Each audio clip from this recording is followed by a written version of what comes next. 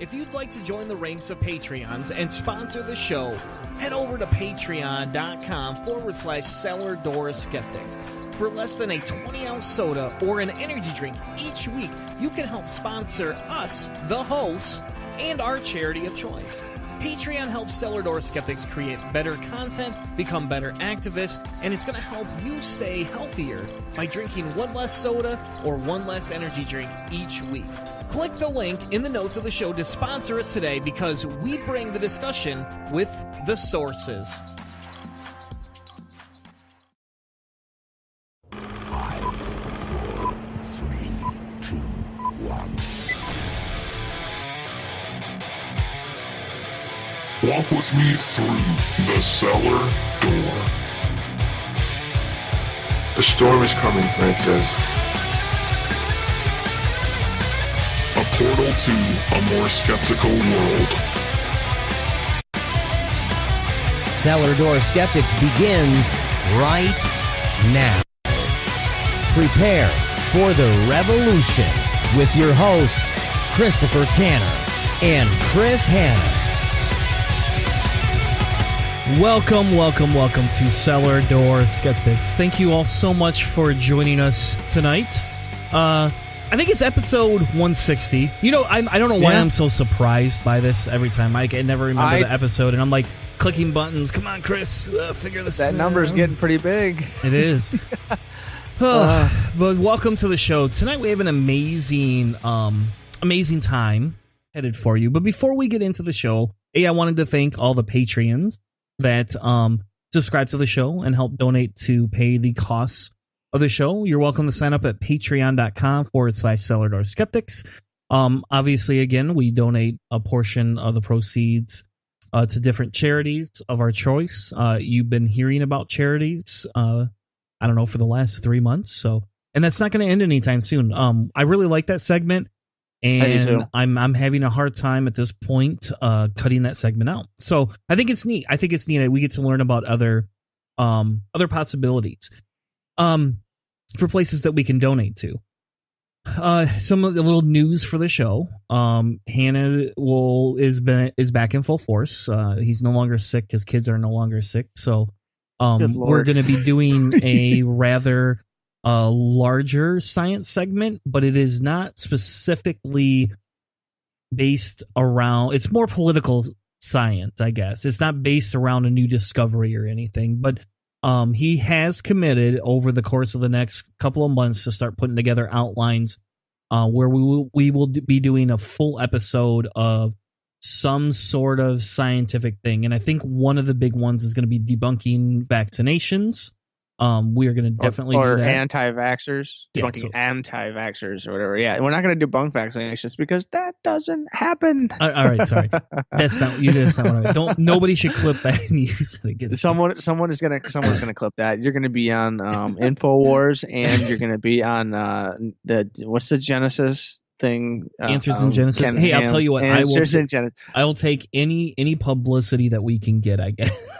Use me out of context and invite me on your show so we can argue about it. You know what was a fun show that I did that one time was that Inspiring Philosophies. I debated 3 Christians at once. That was fun. That was a fun show. That sounds like the wrong kind of threesome.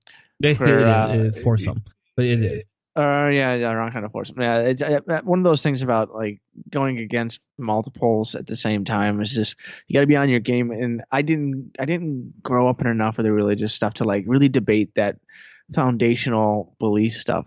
It's always been so much just like I use the evidence-based stuff, science-based stuff, and so like that's one of the reasons why we wanted to start talking a little bit more about science in the future. Is kind of hammer in a couple and. Any of the Patreons, anybody that's interested, when we get into that stuff, like if it's too dry, if it's too boring, if it's like going to your high school science or chemistry class, let us know. If you want us to go back to yelling and ranting and raving about things that are happening outside the United States and inside the United States, specifically Michigan mostly, let us know. But if you really like this stuff, I mean, we could dive into deeper and deeper into science stuff. We can we could do updates on some of the new CRISPR discoveries that have been happening. We can talk more about the new gravitational wave detectors and the new ways in which they're measuring certain things in the universe that are going to be insane. That they've been they new ideas and ways of doing it they haven't proven yet. So a lot of really cool stuff happening in 2019, hopefully, and we can dive into that if you guys are interested, or we could stick to a little bit more of like the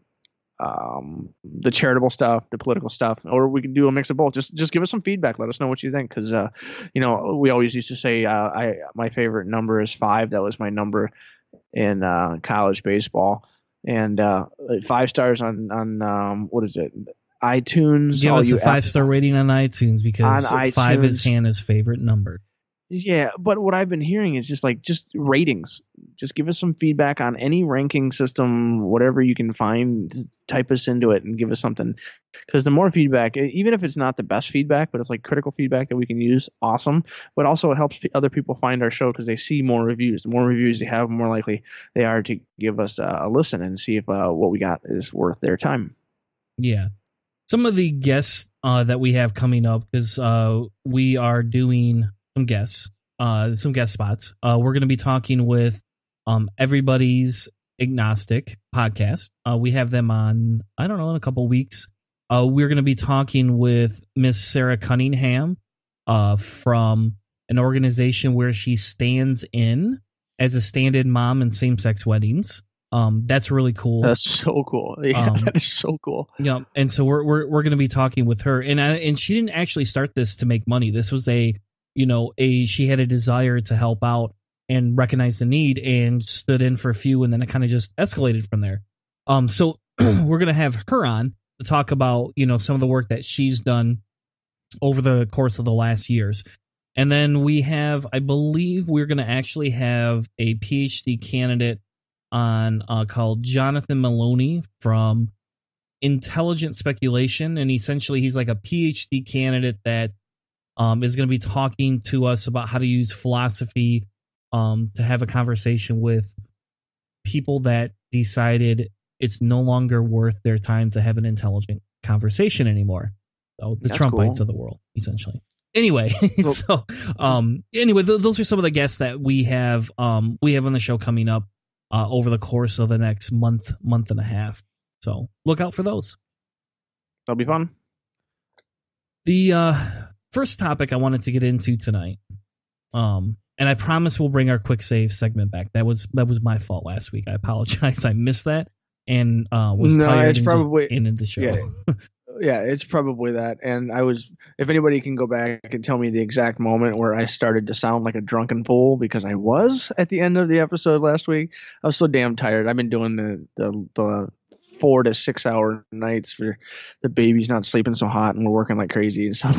By the time I got halfway through the show and a couple of glasses of the spirits, I was mush mouthed and full of garbage. Very, very true. So that's why we're gonna go. He's cutting back on the vodka tonight. So tonight, the first article I wanted to go through was it's an NPR article. And ironically enough, since I haven't had a stereo system in the vehicle I'm driving, that's Bluetooth, right? I had to buy an older used van, and it doesn't have Bluetooth or anything. So I've been listening to NPR again. For about a month, I listened to like 104.5, 105.3, and then I got sick of all of it and decided I'll just listen to NPR. Because if I'm in the car for an hour, NPR doesn't repeat itself most of the time. So I can get through 1 hour of NPR, and I know for a fact that there's nothing that they'll repeat for that first hour. So they had an article talking about going outside of the box, and they talked about this on Morning Edition about how some of the progressive ideas could influence 2020 Democrats and how they're being, how everything's being pitched right now. And I thought that was an interesting topic to kind of open the show with, because if you think about it, we're seeing a lot from, Senator Cortez, right? And she's been making a lot of headlines. And, so when this article came out, it was like a month ago, right? And I kind of brushed it off, didn't think about it. And then I heard it again last week or the week after, on my podcast catcher. And I was like, oh, we should do this segment, because this is actually really interesting, because these ideas and things that were happening before she even has gotten the limelight. And yes, the Republican white males like to pick on Miss Cortez a lot right now.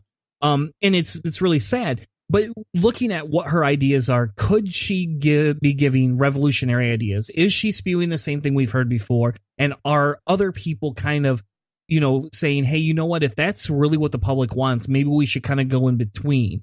And are we seeing a shift in the Democrats slightly over what we have seen over the last 20 to 30 years?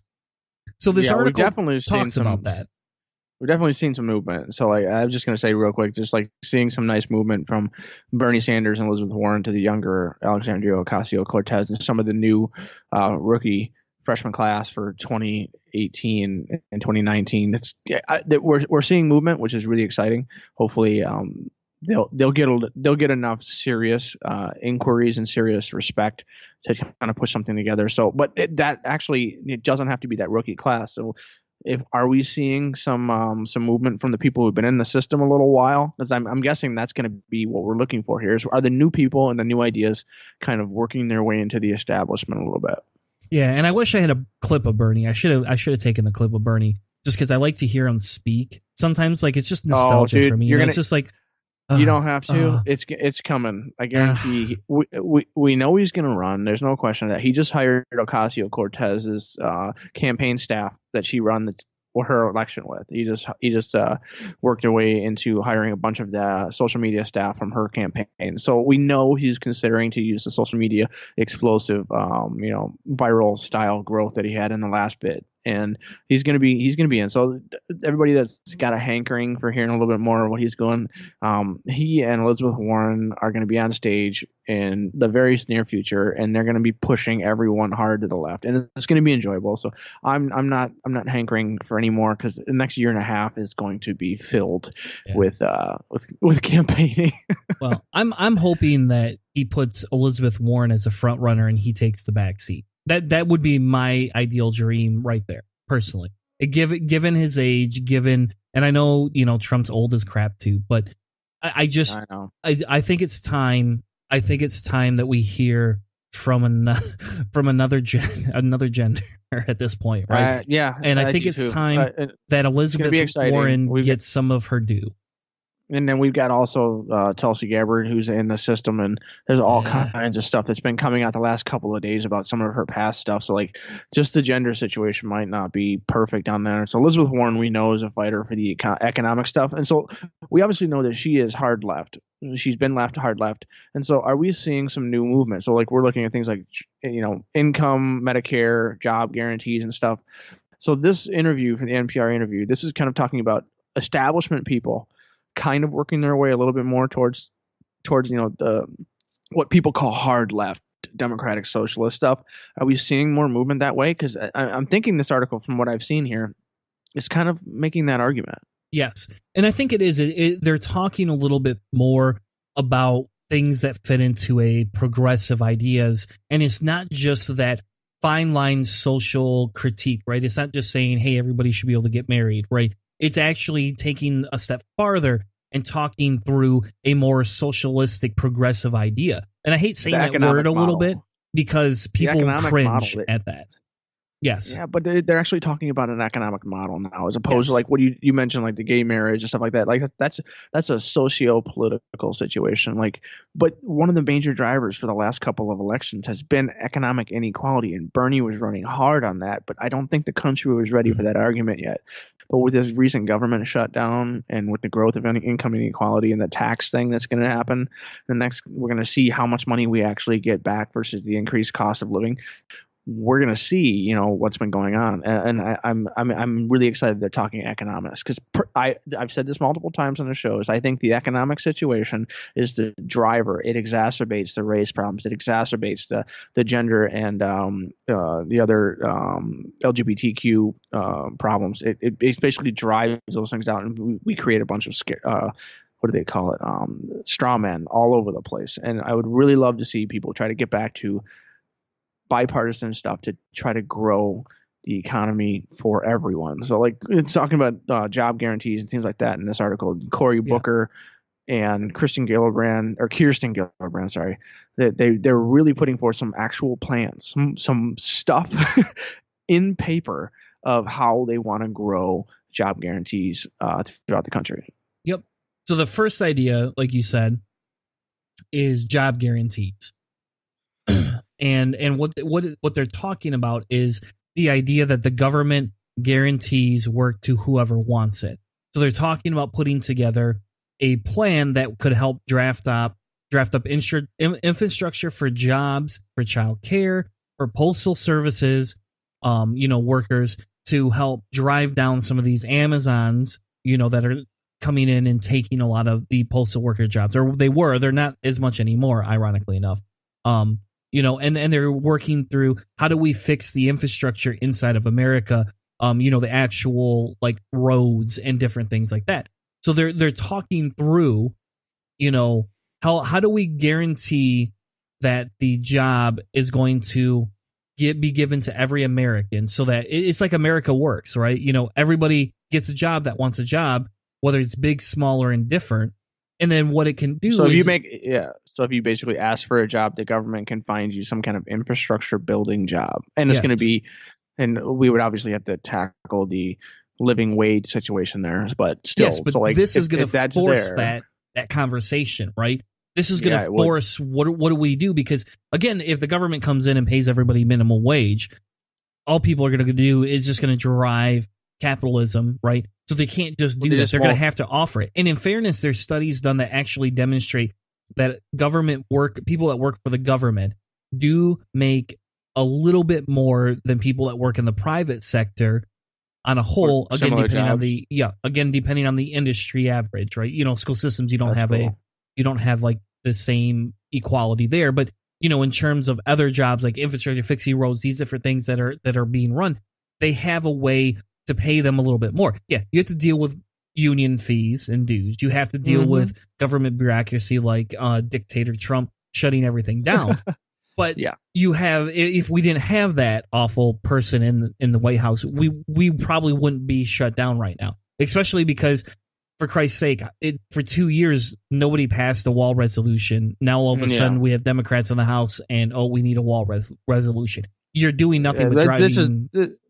Yeah, it's all symbolic. This is entirely a 2020 run. Like that's all this really is. So like, I really like the idea that job guarantees and these types of things. Like, we're talking government jobs, so straight up centralized workforce job creation. This is the stuff that is directly connected to the idea of the socialist economy. So this is really cool. The post office thing, I really like that. Planet Money and a couple of other NPR podcasts did some really, really strong, in-depth reporting on one of the reasons why the post office needs some serious. And I recommend everyone look into it. I'll see if I can find the link to it. But basically, what there is a post office committee at global, and they basically create a series of fees and things that work for everyone. So basically what happens is that it could cost you more if you're in, let's say, Chicago, to send a post office package across your own street than it would be for you to send it to China. In certain situations, a box, a package, or something along those lines.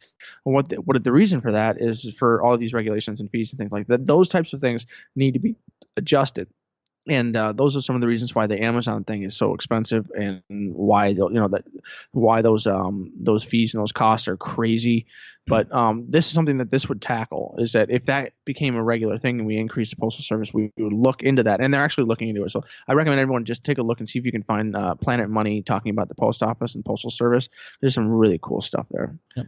Another one is actually basic income, not exactly basic income, but similar to it. So there's an act called the Lift the Middle Class Act from California Senator Kamala Harris to create a refundable credit, basically like an earned income credit, that you would get as a taxpayer during your refunds up to, she claims, $6,000 per family. Wow. So it's not universal basic income. It's not a ton of money, but it would be a tax credit, which is what our government loves to seem to do. But it doesn't give it to people who are in the low income bracket. It gives them to people in the high income bracket. That's true. But it's the beginnings of the idea where we would basically say, if you're below the poverty level, not only do you qualify for social services, when it comes to helping you get jobs, when it comes to having health care for yourself or for your children. But we're also going to give you a little bit of money to live on.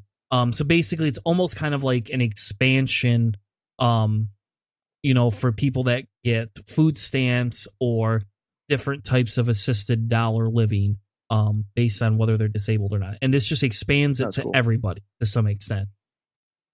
Yeah, there's nothing wrong with that. I mean, that would definitely there's going to be some gray area and stuff, but that sounds like a nice place. Another Kamala Harris, just another presidential potential candidate. So, like, this is one of the reasons why she's been pushing this up is she's probably running for president. We're not 100% certain on that, but the idea of the basic income, I don't think is that it will really ever be until the baby boomer generation is completely out of politics. Assuming there are no major, 9/11 level emergencies to our country, I don't think basic income would ever be something that would be 100% considered until the boomers are completely out of the system. But let's say some horrible terrorist attack thing happens, I can see people, swinging harder back towards a conservative angle, which is what happens in those types of things. We have a tendency to circle the wagons, but I don't know. We'll see if this something comes through. It's really nice to see that the Democrats are pushing something this forward, at least some of the more progressive candidates. I guess senators. Yeah. So, we could talk about Medicaid for all, but, we're going to skip past that, right? We've heard about that. We've heard about that from Bernie for how many years? Now it's just, we're seeing other people jump on the bandwagon, Booker, Gillibrand, Harris, Warren's always really kind of been there with Bernie to some extent. I guess even Beto or Rourke, and we'll avoid having that conversation tonight. But even he's jumped on that bandwagon as well. So we're going to skip over the Medicaid for all, but obviously more people are buying into that. And again, I hope they aren't doing it just to get the votes. I hope they do it to actually look through the conversation and say, hey, this is actually what America needs. I would say real quick on that. I think that the Medicare for all thing is kind of like the repeal Obamacare thing. The Republicans were really quick to all vote for it when there was no way they could pass it. I think a lot of the Democrats that have co-supported those bills in the last however long, because they're a minority, they would love to sign for that, make them look good. But when it came to it, now that they're in the majority in the House, if they would become a majority in the Senate too, and they could pass it, I don't know if they would, because they're still a pretty centrist party. We'll see. But either which way, there's now a discussion around that, right? Yeah, a healthy one at least. Yep. Another one of them is improving work conditions, and this one I think is a little bit this is a little bit different, right? But this one there's a couple of proposals. One that would expand paid family leave, which is necessary 100% in my opinion. And actually, I think if corporations were smart, they would start doing this in minimal bursts before it becomes, a big public revolution. But, like the company I work for, we offer small amounts of paid time off, to the male that can be taken right when your wife has the baby. So, like we had an employee that took a little bit, longer of a stay because of, something that we offered. And it's not something we put in, and make it a big thing. Steelcase does, though. In fairness, Steelcase offers that specifically now. That's like actually in their benefits package, where it talks about you get this amount of leave time if your wife gets pregnant. So, like if your wife has one kid, this is the first kid, you get less time. If it's the second kid, you get this amount of time, right? And they go through it. And they actually have like this policy that, basically exactly what you're going to get. My company isn't as progressive as that portion of it, but we're seeing that's more people move that way when it comes to improving work conditions. And obviously, we have Sanders Stop Walmart Act. That the $15 an hour. I think the $15 an hour is again becoming a more popular discussion point among. Well, we have a majority society of Americans. Like it's a majority of Americans to support that. I don't know. I think it was just real quick back to your maternity leave and paternity leave. I think it's Denmark offers 52 weeks. Yeah, that's just an insane amount. That's a lot. But that's a year, until man. your child. Yeah, but it's until your child is 18. So what they do is if you're working and you stay at that company the entire life of, in the entire, I guess, youth life of your child until they're 18, you get 52 weeks off. So if you wanted, you could take, however many weeks you want as throughout the entire childhood of your kid, provided you stay at the company that long. And I don't know if there's a way to transfer that from company to company or whatever. That would be part of, why not. But like those kinds of things are happening in countries that these are homogenous countries that are incredibly advanced as far as taking care of the socialist aspect of things. But that's really awesome. And it's nice to see that we're pushing that a little bit. I'm interested that Steelcase is a little bit more of a global corporation, and so they kind of probably have to create those standards just across the board for their company to make them look a little bit better. But I'd like to see that some of our candidates are working behind that, and then the $15 minimum wage, even if it's a growing minimum wage, whatever, or it could be just right now, go from 7.25 or whatever your state's level is straight to the 15. There's been multiple people keep pointing back to Seattle and saying like, oh, Seattle did it. It's terrible. They've increased unemployment and all this kind of stuff. Well, if you look at the statistics and if you look at what Seattle's really been experiencing, like they haven't been experiencing this end of all chaos capitalism meltdown that everyone is saying for $15 minimum wages. And in any of the states and cities that have been doing that, they have not seen the end of days that were suspected for that kind of growth. So I'm really excited to see people who were a little bit more towards the middle supporting something like this. Yep. Quick highlights as we move on is there's one where they talking about rent relief. They didn't really have any links. They were talking about introducing bills that would provide refundable tax credits to people paying larger shares of rent than their income. And again, that goes back in the vein of like universal, they are basic income, right? Like that kind of goes back to, for example, if you want to live in Zealand, you can't rent for under $800 anywhere in Zealand, except for maybe a trailer park if you own your own trailer. If you don't own the trailer, you are still not living for under $800. And not saying $800 is good or bad, but I could tell you if you make $9 an hour or $10 an hour, $800 is essentially almost 50% of your take home pay for the month. That's a lot. You can't buy a house with that. And so I think you can't save any money. You can basically live your life with zero savings. You can't fix a car like yours when they broke. You live paycheck to paycheck. And that's one of the things they've been talking about with the government shutdown. There's so many people that are making, a little bit of money. They're not going to make much. They may save maybe $50, $100 here and there. Not much. But like you lose 2, 3, 4 weeks of pay. You're in an emergency. There's a chance you could lose your house, your apartment, your car. That's how short the savings are. Less than 10% of the people in this country have more than $10,000 in their bank account. I would be one of them. Yeah, I know. I haven't been down below that in a while. I am now with some of the difficulties and increase in cost of living and stuff like that, and just having 2 kids. I'm below 10. I used to keep 10 to 15 in the bank at all times. No folks, question. if you would like, message me. I'll give you Hannah's address if you're going to rob them.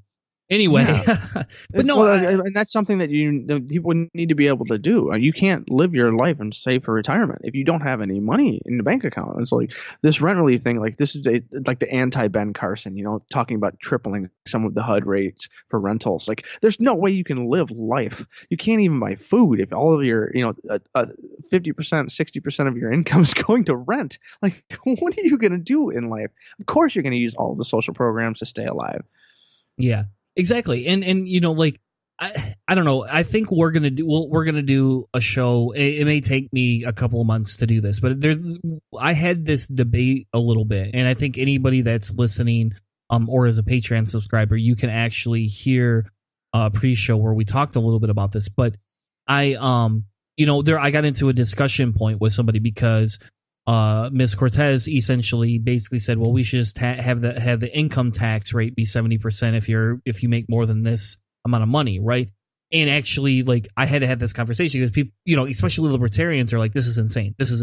Well, Little known fact, this is not the first time anybody's proposed it should be over 70%, nor is it the first time this has actually been over 70%. And oh, by the way, it doesn't actually pertain to all of your income. It pertains to income over a certain threshold, right? So if you're a millionaire, anything over, I think, like $250,000 or $300,000, then gets income taxed at that higher rate.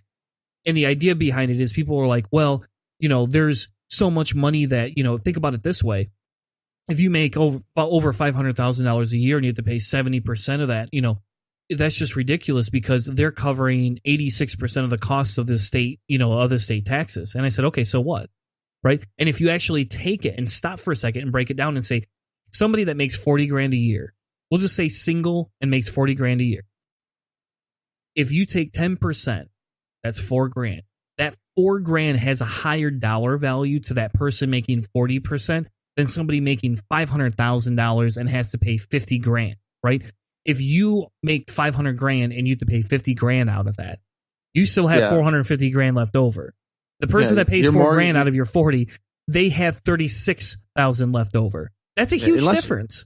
If you spend your money really badly for $450,000 a year, or actually you're obviously going to make more than that because you're gonna pay more than that just because of the current system that we have. It's at 27%, 28% at that level. But either way, like you're gonna spend more money on that one without question. But what you get to keep, like your mortgage, unless you spend your money terribly, like that $40,000 person, like they're gonna go for the cheapest, lowest cost housing they can possibly get, and it's still gonna be too much. Yep. Like the $400,000 guy, like he can go for decent and still save money. Yeah, and the idea behind it is that it's that wage disparity, and it's the removing of the middle class. And I think there's studies out there, and that's what I talked about. You and I talked about.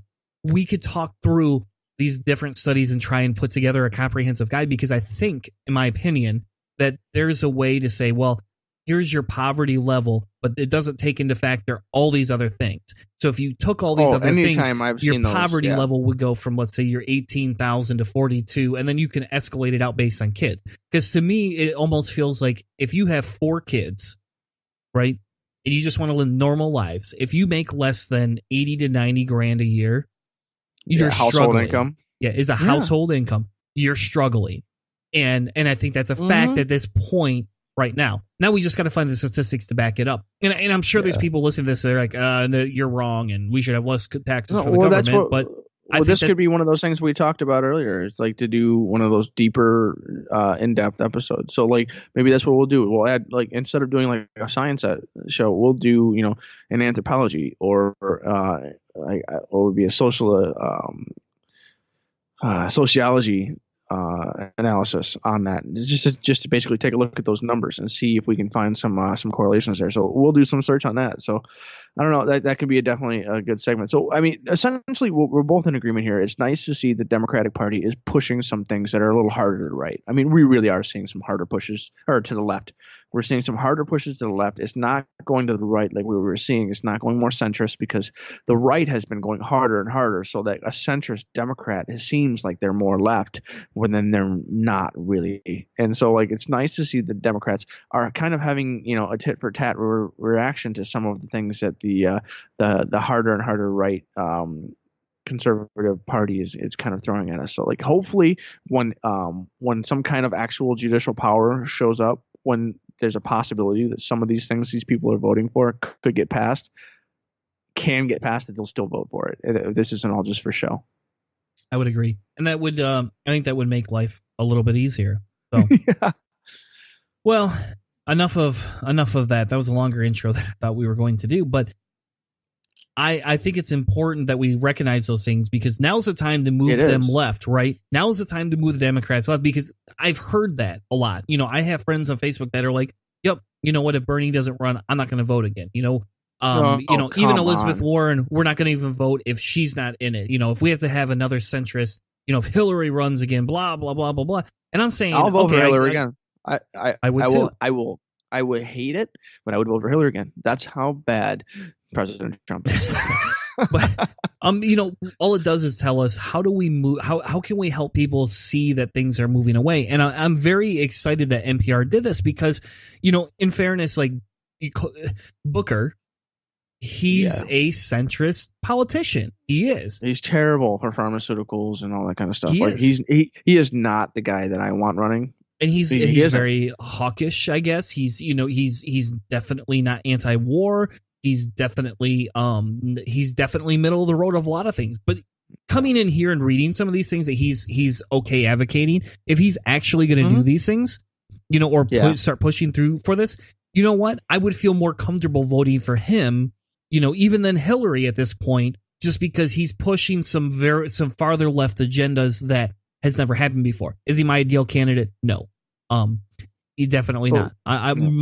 This current time, my money's on Elizabeth Warren, and I'm sorry. Like I'm just gonna eat that hobby horse, I guess, and I think I'm just gonna get my stickers made now. I will vote for whatever Democrat wins. Yeah, I get that, but I'm saying in all reality, in the primaries, really will. I'm pushing very hard for Elizabeth Warren. Like I really think that it's poised at this point where she can make a huge difference in an impact in our federal government that we haven't seen in a long time.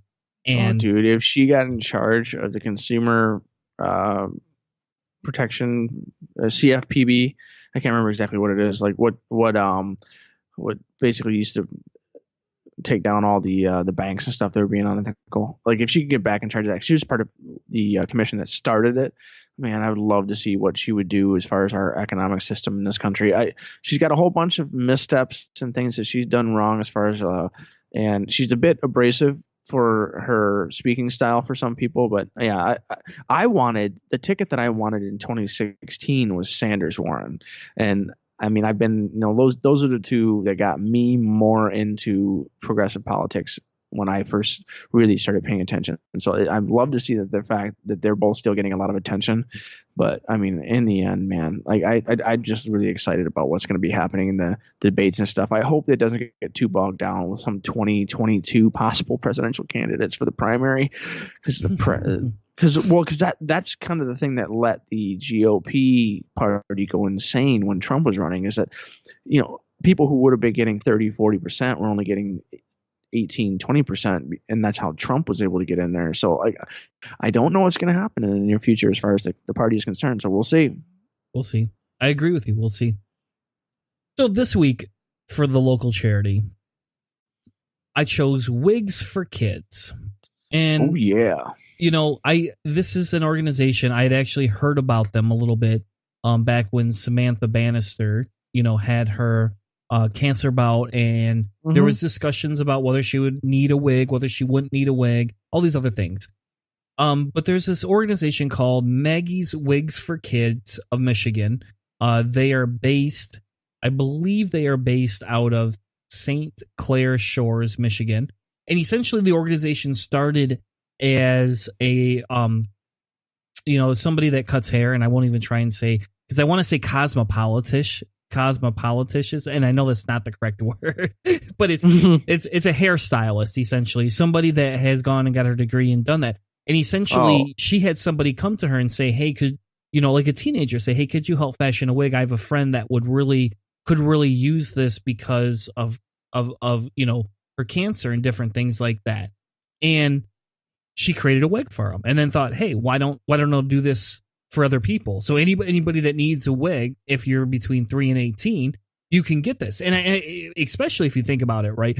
In our overly sexist society, people treat women differently when they don't have hair. Now, I'm not saying you can't choose not to, but somebody that's gone through cancer that hasn't chosen that's even just a whole side traumatization that somebody has to deal with.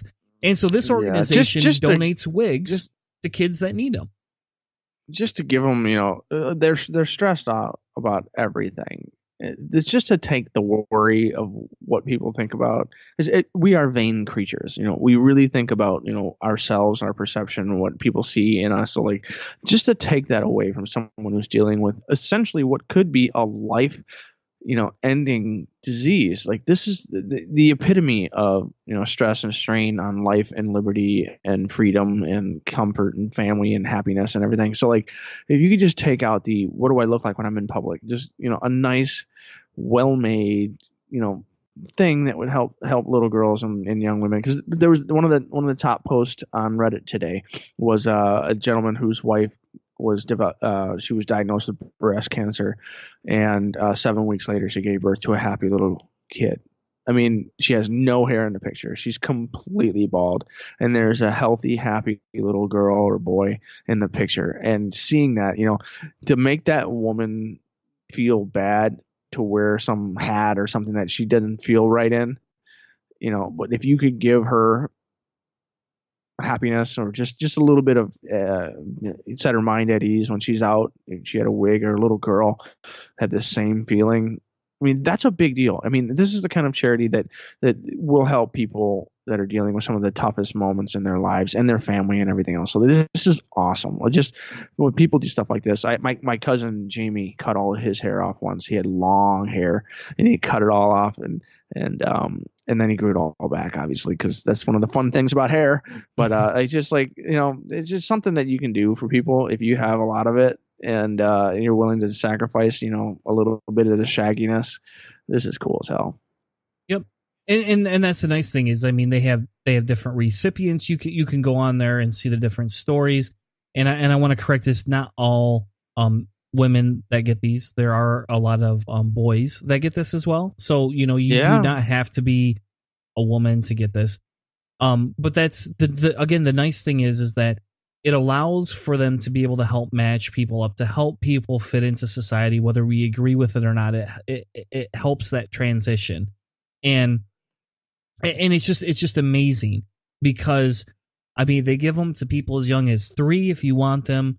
They don't turn anybody away. So you can come and ask for it, and they will never turn you away. So they essentially will eat the costs if that's what they need to do, if they don't have enough donations for it. So, a little bit of the statistics behind it is they talk about it's between $2,500 and $3,000 per wig, right? They get them for a lot less, obviously. And, they put a lot of love labor into it that is obviously free. They also are working with politicians, even in Michigan alone, to lobby to get insurance companies to cover this, right? An insurance company will cover for you to get a pill to make your dick hard because that's important for you to have sex, but they won't cover for a child to feel comfortable in their own skin.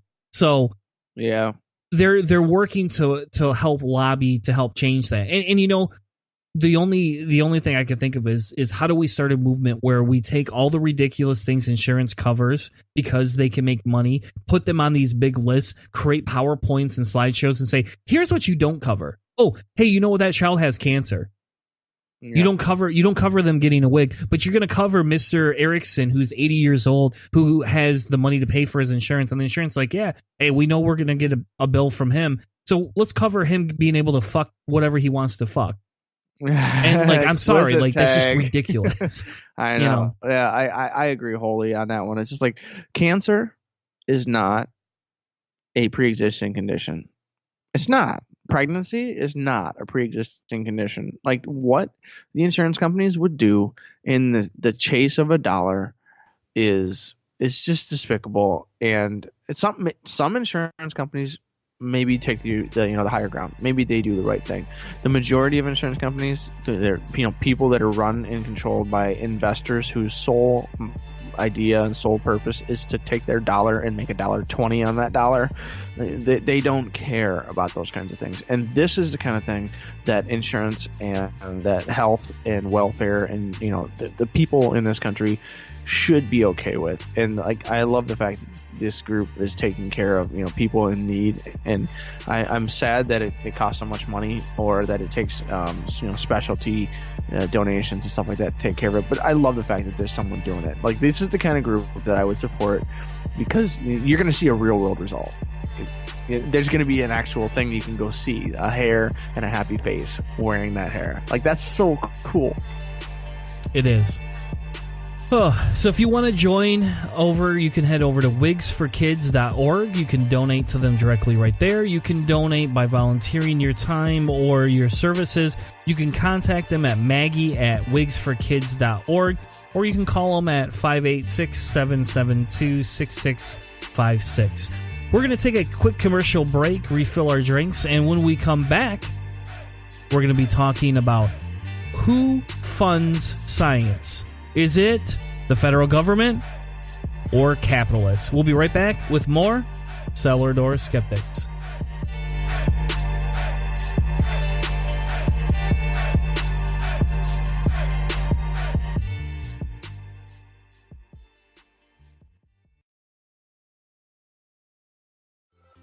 Considering how you want to help Cellar Door Skeptics, head over to iTunes or your favorite podcast app and give us a rating, because every rating helps push us in front of new listeners. And since our main goal here at Cellar Door Skeptics is to provide the most accurate information possible, we hope that more ratings will mean that more people get to hear the topics that we're presenting. We don't insist that we get a 5-star rating, but Hannah's favorite number is 5, and the more gold stars he gets, the more special he's gonna feel. So what do you say? Head on over to iTunes or Google Play, give us a rating, and help engage with Cellar Door Skeptics today.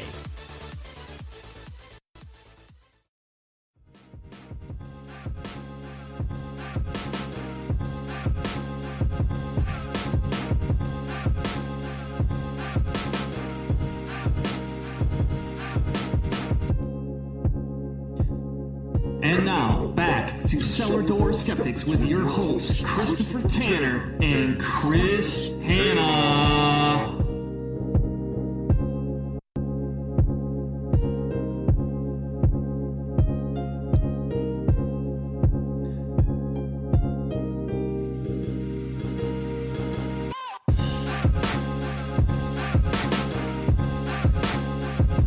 Oh, welcome back to Cellar Door Skeptics. Thank you all so much for supporting us, for sticking around and joining us as we come back from that short commercial break. I even played the 5-star commercial for Hannah. Aww. I did. I don't remember if I played that last week or not, and I'm too lazy to go look it up, but I played it this week just for you, Hannah. That's a true homie right there. Pour some out for your dead homie, right? You know, like that's the real stuff. No, I mean, in the end, we're looking at just trying to get some feedback. Anybody likes it? If you hate something that we're doing, just let us know. Give us some feedback. We get little bits and pieces. Like I got a wonderful thing. I think I shared it on our Instagram. I don't know if you saw it. Did you see the message that we had on our Facebook message section? I shared the link for it. I was trying to basically show everyone how much fun it is to be progressive these days, and he basically called us yes, yeah, he called us like fascists or something like that. No, Nazis, he called us pedophile trash or something. He's like, go die pedophile trash or something. Because I don't know if you've been seeing it. It's been it's really weird. I don't get it. I don't know where the growth of the meme is. It's one of those things that I'm kind of worried about. There's a guy who was caught, and he's had a couple of people overdose some drugs in his house, and it's turned into this meme war about Democrats and pedophilia. And it's like Epstein and a bunch of those other guys are in it. He said, "Screw yourself, filthy pedophile trash." That was the random message that was in the Cellar Door Skeptics email box Sunday morning, I believe it was. And I was just like, really? And so I screen captured it before the guy deleted his profile. And it's just like, 2019, nice to meet you. You look exactly like 2016, 2017, 2018. It's just frustrating that that's still something that happens. But let's talk about something we can all agree on: science.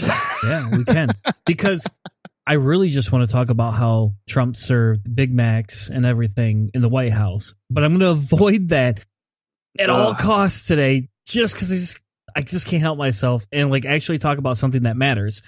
So you had posed a topic a couple of weeks ago, yes, where you said, "Hey, why is government funded or why government funded research and funding science in general is responsible for more important technology changes in our lives than capitalism is. And I thought, okay, you sound crazy, right? Logically, why wouldn't capitalism be the big thing?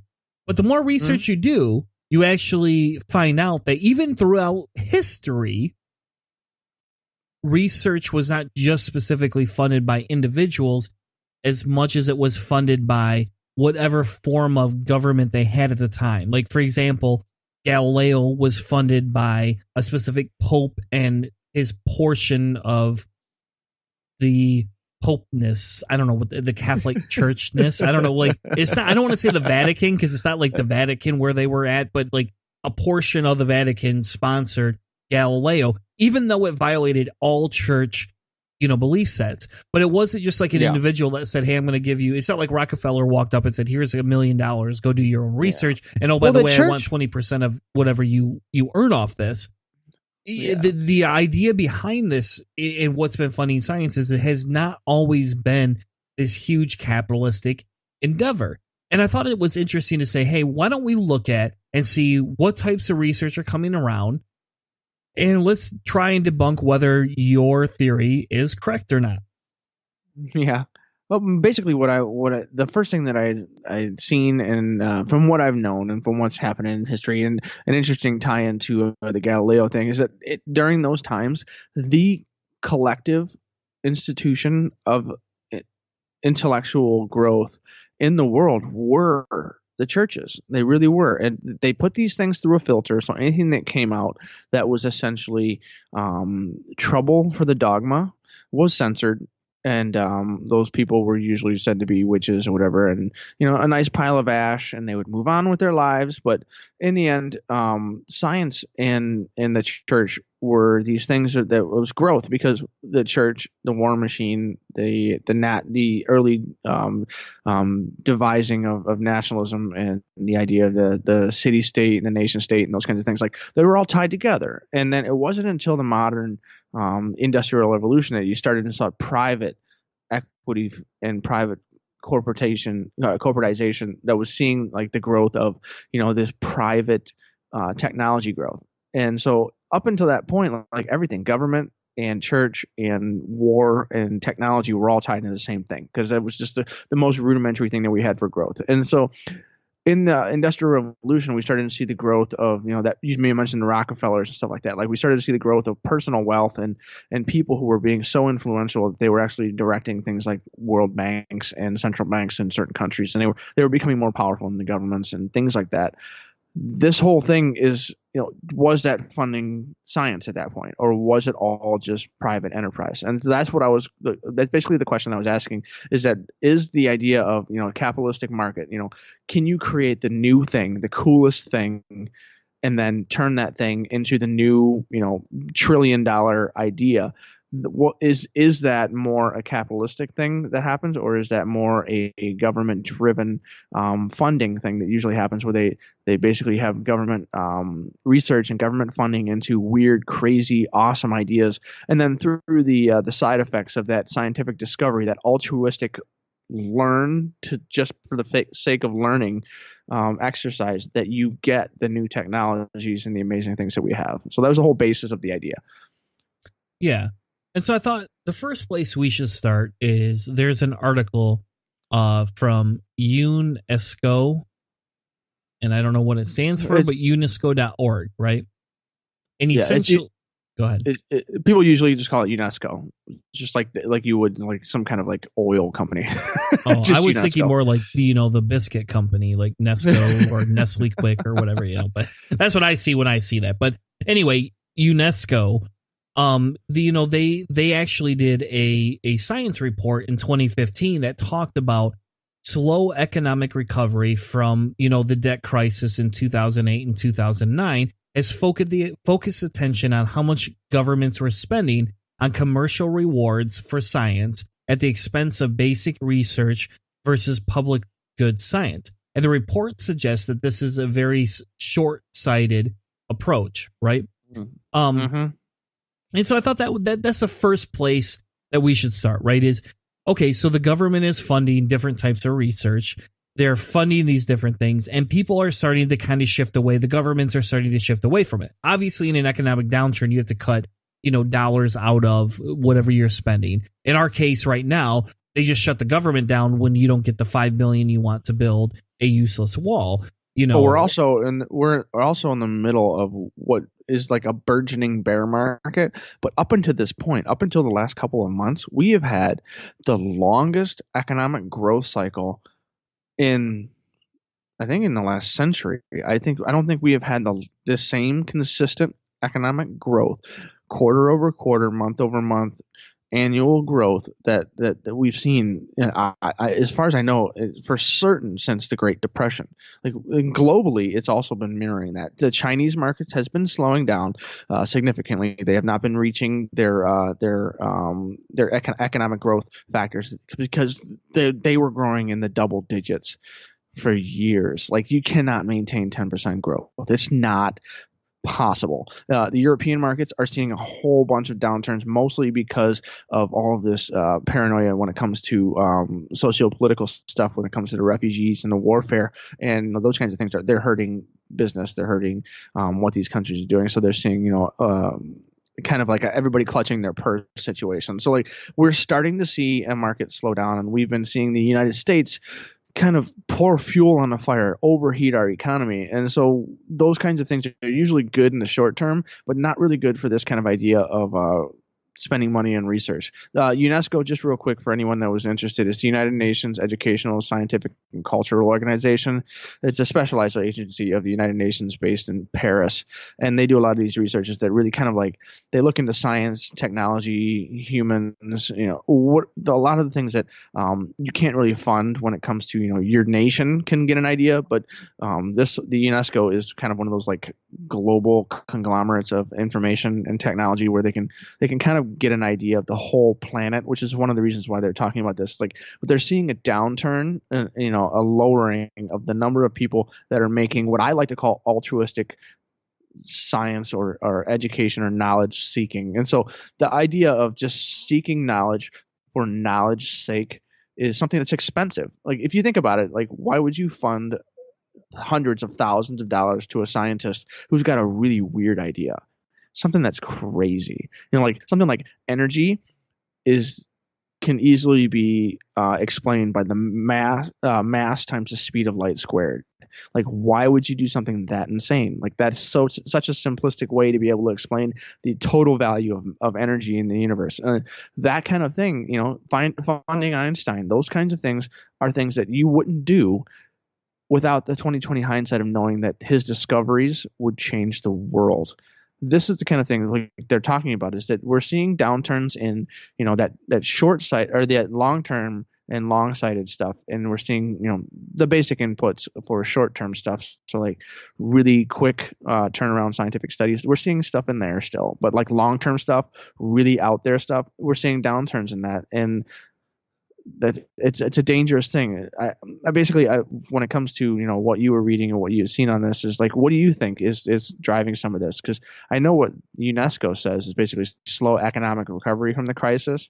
It's kind of rippling out, but I think really is people just when they're worried about money, they don't want to fund something that is it's just learning for learning's sake. Like they have to have some kind of return on their investment, and that's the capitalist thing that I have a problem with.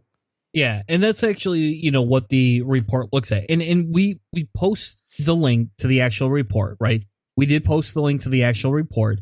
It is like 800 pages long. I did not read the full report. I read the summarization, and I read the article that summarized this.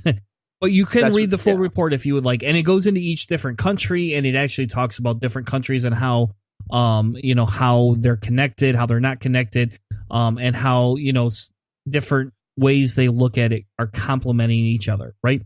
So for me, the big takeaway from that article, or one of the big takeaways from the article, is the percentage of funding of public versus federal, right? And when you look at it, federal funding comes essentially from us and from corporations as well. But the difference is that the federal government is not saying that you specifically are going to get something back from it.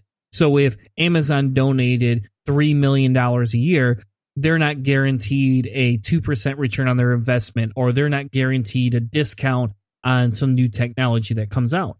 And the idea behind this is that federal funds, over half of the funds are coming from the federal government.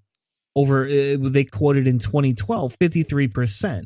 And then another 26% are coming from state governments, universities, and nonprofit sectors. So essentially, they're looking at almost 80% of the funding for research is coming from non-capitalistic entities. And I thought that was very interesting because, we could talk all day long about why people are not investing, and we can get into that in a little bit. And I think that's important, but only to some extent. I think Trump and his ideology sums up some of this, but that's me generalizing and not wanting to have a full conversation, right? Like that's just me taking the easy way out. But let's diverge from that, right? And say, okay, well, what are they researching? And so the article actually talks about a different type. There's two different types of research. And I'll be perfectly honest with you, I've heard these terms before, but I've never really thought about research grants and what they fund. They have something called pure or basic research versus applied research. Basic or pure research or fundamental research, right, is a scientific research aimed to improve different scientific theories for improved understanding and predictions of natural or other phenomena, right? Applied science just real quick, the basics, that is the learning for learning's sake. Like that is the stuff that is just, there is no goal in mind aside from trying to figure out something that nobody has ever figured out before. Like that's the Einsteinian stuff. That's crazy hard to figure out, and you may never get any money back on that. Like it's really out there. Yeah. Applied research, in turn, uses the scientific theories to develop technology and techniques to intervene and alter natural or other phenomenon, right? So we'll just pick on Einstein's, theory of relativity. Without that, you couldn't have this. And so the idea here is that logically, without all these basic discoveries, and we can call it, basic crap discoveries, right? That's how people see these is, who cares to some extent if this glue holds better than the other glue? But if this glue's less toxic, harms the environment less, and then turns around and some company goes, I can use that to make this type of Velcro, reduce my cost, reduce my waste output. And guess what? Now everybody's using a more environmentally friendly Velcro. Woo! They took a basic research, applied it to something else, and developed something. And we have a couple of examples we'll get to in a few minutes. And so the UNESCO science report cautions and talks about the different waves of technology and how we're going through these different bubbles, right? And how you could take microbiology, biotechnology, pharmaceuticals, nanotechnology, and all these other things, and you can see how they take the disciplines learned through the basic research, which, oh, by the way, you don't have to pay $17 million to get basic research, then to go make your applied science. You get this for either free or relatively low cost. So that kind of sounds like socialism, right? The government's giving you something to go utilize and make better things, except for it's not socialism because they're using it to make money, and then they don't want to pay tax. Oh, that's right. They don't want to pay taxes back to the government to continue to fund these things. And so the idea behind some of this report is and again, that's why I wanted to start with this, is to give the base level understanding, to give that this is being measured. This report, these things are being measured worldwide right now to understand what is going on and what is happening. Again, for example, Israel's a big one. What is basic research invest in? They're using basic research to help build military-grade weapons to defend themselves. That's the way it always is. Doing the same thing too, right? And they're not having to pay, people in France millions of dollars for the basic research. They're saying, oh, hey, it's public domain. Therefore, we're going to use this public domain and make something proprietary and make billions of dollars on it. That's what they're doing. Yeah, so the whole idea that the Pentagon one of the things that they talk about in this and in other places is that the Pentagon itself, as well as DARPA and some of the other government entities that the United States uses for weapons development, what they do is they take that basic, what I mentioned as altruistic science earlier, is that learning for learning's sake, is they take the basic stuff. They take, these discoveries, the Higgs boson. They take the discovery of the momentum, the laws of momentum, the Newtonian equations. They take that science for science sake, learning for learning's sake, for trying to understand why and how the universe exists in the form that it does. And they specifically apply that. That's the application mentioned, applied research. They apply that new basic understanding of the universe, and they try to create a weapon to kill people with. That's usually the first. It is. It's the first thing people do, and when they do, it's like that, a Rick and Morty episode, It really That's is. what it feels like. Well, Rick and Morty is created by humans. Humans understand that as soon as we get new technology, we try to see if we can kill each other with it. If we can't, then I don't know, give it to like AT&T or something, and they'll make phones out of it. It's just there was an episode though. There, in fairness, there's an episode where Rick and Morty went on this horrible adventure. They wanted to de-strip their toxins. They pulled the toxins out. They became their own life force and entity. Somehow came back to the world, and then you said, "Screw it! If I can't, rule the world, I'm just gonna make everybody toxic." And he built this big bomb thing that projects toxicity and brings out the toxic parts of you to live in society. Insane. So, basically, we've discovered something. Can we use it as a weapon? Okay. Yeah. And that's the idea here, is that is usually what happens. But the thing is that take that time when that technology is no longer this, cutting edge weaponized ability. So, one of the things that we've got listed in here is GPS. And you can hear people talk about GPS and Einstein's theory of special theory of relativity, and then the general theory of relativity, and how relativity itself is necessary for the triangulation of GPS satellites and finding your location. Otherwise, you could be off anywhere from 3 feet to 30 feet to I think 75 feet or something along those lines. We're talking like falling off bridges kind of accuracy. And these kinds of technologies were discovered and used first in military applications, and then when the technology was old enough to the point where most militarized countries had that tech, that information was then, through things like the Pentagon, through DARPA, the patents were displayed, the information was given to the public, in some cases completely royalty free. So the government isn't going to make any money at all on this. So the idea of funding something like Wi-Fi and using Stephen Hawking's theory of relativity, the idea of radioactivity and emissions coming out of black holes, and using that technology to measure those things, those types of tools. When it comes to GPS and when it comes to Wi-Fi, because the tools that they use to measure Wi-Fi, that basically are the same tools that they were using to measure the expulsion of information from black holes, and the whole idea of these types of things becoming into the public sector, the government and the people who funded this research.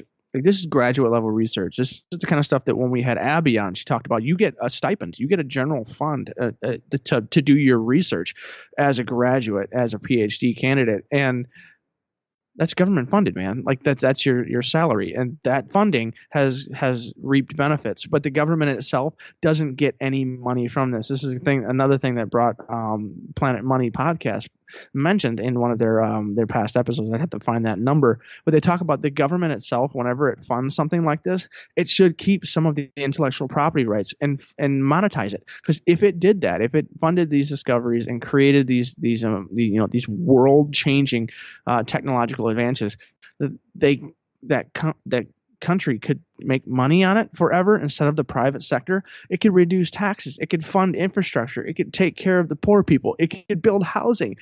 There's all kinds of things that the governments could monetize when it comes to this, instead of handing that information over to the private sector, which often they do at basically no profit, no money, no funds. And so there's all kinds of things that can be happening here that we could change the way. So if you have the problem with the capitalistic end of these things, let the countries that develop this technology monetize it, and they themselves can benefit from some of this. So the idea of the U.S. getting their intellectual property stolen from the Chinese and all their research and stuff. well, the U.S. could monetize it and own the patent, and then we could own this stuff. I mean, there's a benefit there that can make maybe both camps happy, the Democrats and the Republicans, saying, yeah, let's do this. It could benefit, let's take this money that you can gain and help the poor and help the needy, but also the Republicans who are, pro nation and pro nation state would be like, well, we're going to own that, and the Chinese can't have it, and they got to pay us royalties to use it. Like, there's some kind of compromise that you could fit into science on this, so which would be really cool. But it's an acknowledgement that the government itself funded a lot of this research, and that trickle down of technology and information has directly affected, your very lives. Just, when you get on your Fitbit app and you're measuring how far you ran or walked today, you're using Einstein and Hawking and all kinds of really cool stuff. Exactly. And that's the funny thing here, right, is that we talk about corporate welfare. We've talked about this more than once on the show. This is another form of corporate welfare, and I'm sorry, I agree. Like, it is. And I disagree with you a little bit that we should be patenting these and we should compromise and be building other countries for our scientific foundings. I don't agree with that. So it's something in between, like where both sides could maybe agree.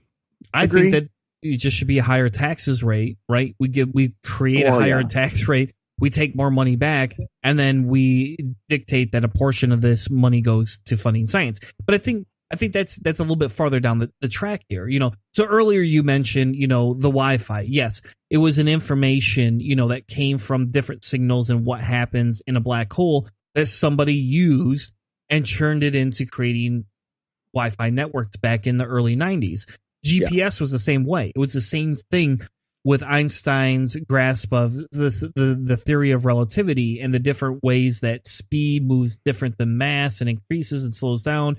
And then you have to take gravity into it. And then all of a sudden they figured out how you can bounce different waves off these masses and figure out where you're at, right? GPS. Yep. Genius. Multi-billion-dollar, trillion-dollar idea. But, it all stemmed from basic research, right? So let's look a little bit at the history for a few minutes here. I think let's stop what we're doing and let's look at the history, because it was not always funded by the government. It definitely was not. Rockefeller was a big funder of the different sciences back in his day. Oh yeah. And before the war effort, there was a lot of federal funding that decreased. And in 1940, President FDR, who is actually one of my favorite presidents, and I've done reports on him, but which is funny. Cool. Funny that I grew up in a really conservative. Awesome. I grew up in an ultra conservative household, but yet I did more than one report on FDR. And my father never pulled me aside and said, "Hey, you should pick somebody else." Like, not once. And maybe he did kind of discourage it, and I don't remember. But it was never like, "You're not going to do this." Like, he let me do FDR, who was, I guess, as liberal as they came to some extent at that point in life. He was the last traditionally conservative Republican. He and Teddy Roosevelt were in the same boat, where they were basically like pro the little guy, anti giant corporate, I guess scrappiness. And FDR was obviously the proponent of the New Deal, which was the largest socialism experiment the United States has ever embarked on. Yeah. And it was put forth by basically the end of the traditional conservative Republican. Which is amazing, because if we could get back to that, like, I would like to go take those people from the era and move them all, to our society now, give everybody like a pistol and be like, all right, hey, you guys pose your ideas. When you're done, just shoot each other, and whoever is smart That's the way it used to be. Did you know about the honor system? No. In the legislature in the early years of the United States, there was an honor system. One of the reasons why Burr killed Hamilton was that you used to call out someone who questions you on the floor, and you would challenge them to a duel. And so the guys who were more aggressive and willing to fight, they would challenge people all the time to a duel. And if you back down, you essentially lost all of your political capital. And so the honor system that existed, like, people would like shoot each other to death on the grounds of the Capitol over, whatever skirmishes and stuff. Like, it was a completely different world. But anyways, what I would say, that if you took some of that idea, that what you're talking about, the traditional American conservative, and allow them to become the GOP right now, they would be centrist. They would be just a little bit right, but they would be centrist, and I guarantee you it would be a much better society because they had an understanding about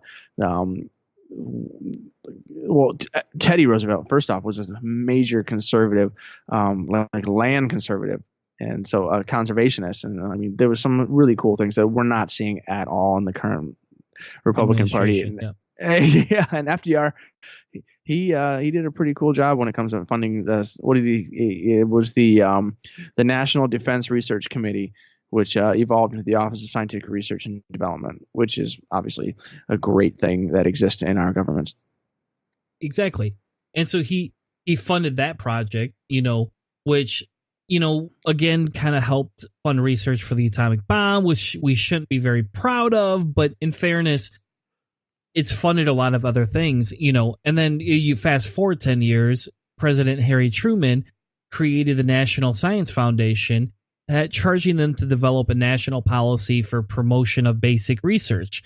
And, essentially that was the original creation of where federal funding came from. Before, if you think about it, our government was not as socialistically, prominent until the New Deal. Like it was pull yourself up by your bootstraps.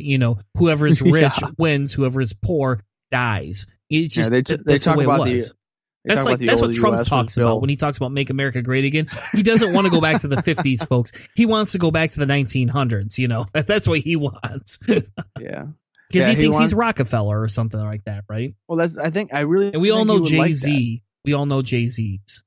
That's Jay-Z. It's not Trump. Not Rockefeller, and the clothing line is way different than the central bankers. Like the whole idea of the early United States, like it was great back then. Essentially, there was a country built by a few people. It was a legit oligarchy that were building the infrastructure and stuff. We talked about this, how the Republican Party and the Democratic Party kind of switched places once the infrastructure was built, because the Republicans have always been a big pro giant corporation party. And once they had the infrastructure built by the government where they didn't have to pay for it, then the corporations would run all of the infrastructure, blah, blah, blah. It's a long story, but it's really nice to see that Truman was bringing in the NSF and doing the basic research. And so like they were funding and growing because they fundamentally understood with the fact that the United States won World War II with basic research. I mean, I can't really think of anything better. Yeah. Like that changed the entire planet. Basic research. So in 2015, there was a Pew Research study that basically started to talk about what happened. So what are people doing? Why are they distrusting science? Because in reality, that's what it is, right? People, you when you move funding away from something, it's because you don't believe in it. For example, I had somebody challenge me on climate change, and we'll do a segment on that at some point, where I address every one of his viewpoints, spit them back out to him, and go through it.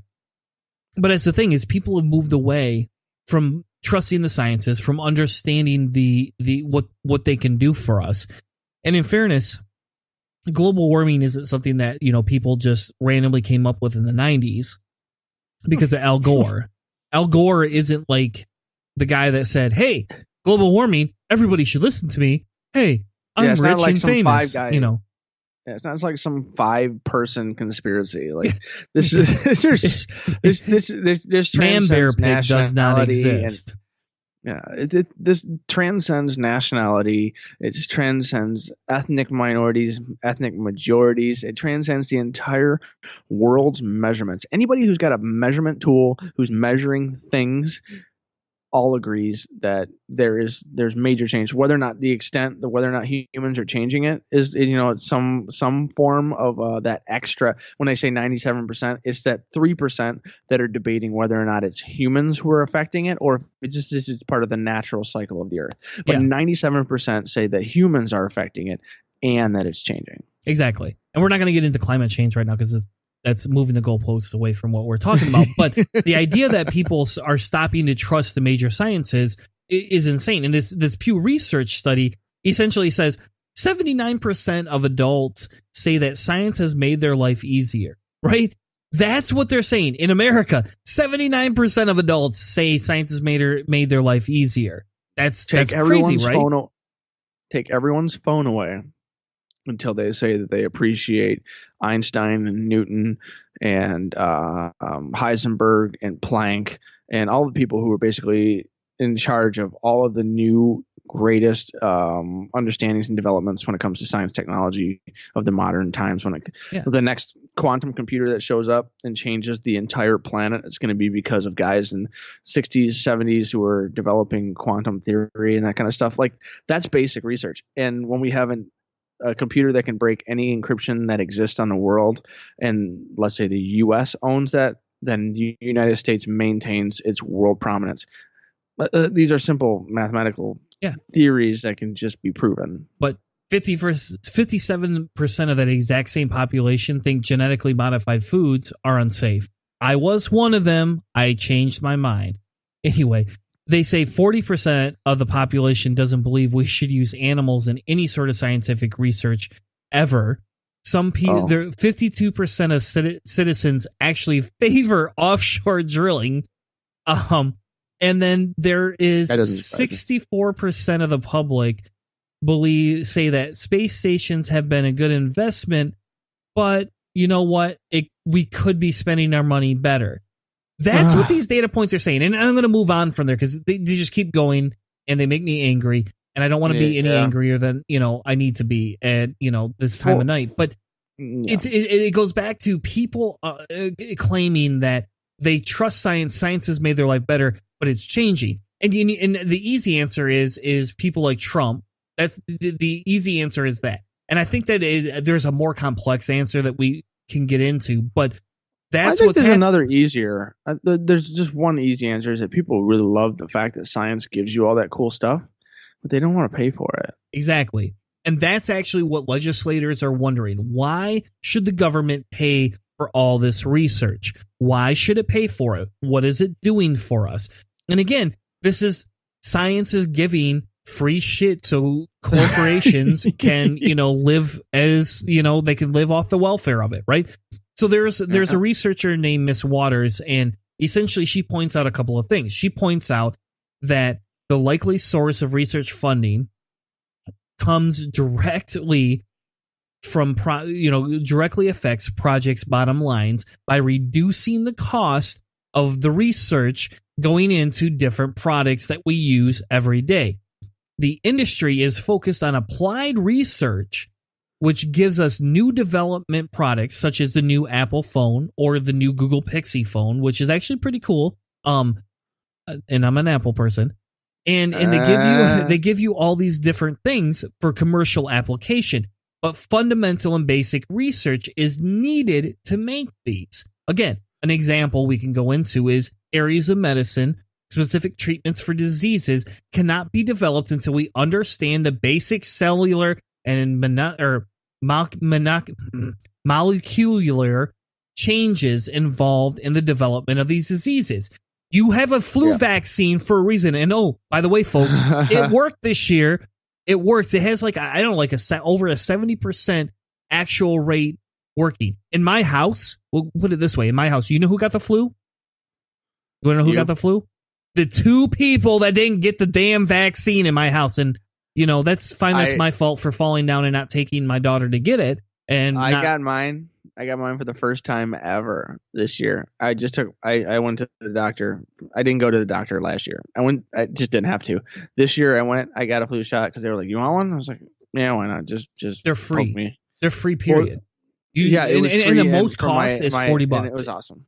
Yeah, it was free with my health insurance, and I had bronze health insurance, the Affordable Care Act health insurance market. Like, I had the cheapest freaking insurance I could get. It was with my subsidy. It was $47 a month is what my health care was last year. It was so, and like I got it, and I'm the only person that hasn't been sick in the last couple of weeks. I've had a couple of bits and pieces here and there that were just like something starting, but just not terrible. My whole family basically has had some stuff. And so, you can't give I guess infants up to a certain age, you can't give them the flu shot. But my toddler and my wife, I don't know if they did or not, because I'm just gone so much. But like, I know I got one this year, and this is the first year that I haven't had any like major total freaking monster nastiness at the turn of the year. I always have something at the turn of the year, so I may be a convert because I had never had one until this year. Yeah. And you should have been a convert before, because even if it doesn't help you and you still get sick, it helps you from spreading it. Yeah, I know. And there's people that have less immune systems. Now, in your world, you work with your father. So I guess if your father you probably should do it now. Your father is starting to get up there in age. We should probably try and protect your parents' health. He's sick. He's sick. He's sick as hell right now. And he was last week and this weekend. So like, but I know I mean, as much as I could help it, I wasn't part of that. I'm gonna blame my niece, who is sicker than crap, and my mom watches her at the house all the time. So I can blame another little tiny 3-year-old, and maybe it'll make me feel better. Maybe you should feel bad you haven't gotten it in that many years. Anyway, another example is Google.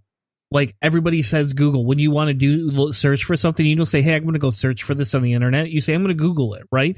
Most people say that. Even if you use Bing, you say Google. I mean, and Google's not even the original, like, search engine. Like, remember Netscape? Netscape was before Google. Anyway. Yeah, Ask Jeeves. I asked Jeeves all kinds of exactly. stuff. I hate Ask Jeeves, but it existed, right?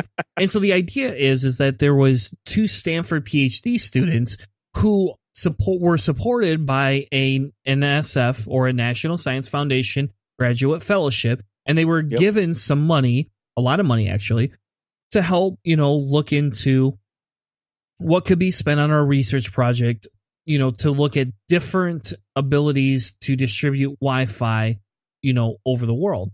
And so, did Google originate from this? No. Specifically, it did not come out of those 2 people. Was Google influenced and based off of this? Absolutely.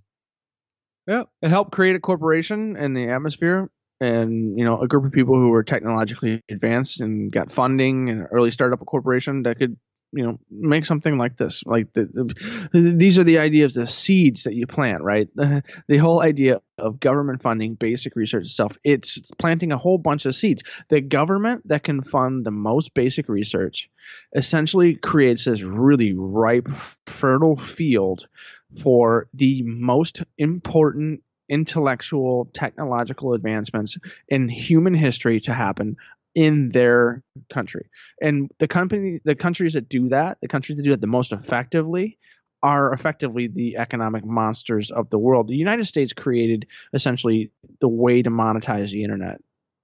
I mean, that's why it's .com, and everybody else is .eu, .cu, .ca, whatever. I mean, any of that stuff. Like, we started it, and so we got the initial. If you're the country that starts it, you get the economic kickback. And I don't understand why people don't understand why funding the basic research to create an environment where private corporations can then take that and grow your economy 2, 3, 4, 10%, like China saw for a little while. I mean, that's how you do it. So there's a need for both types of research, right?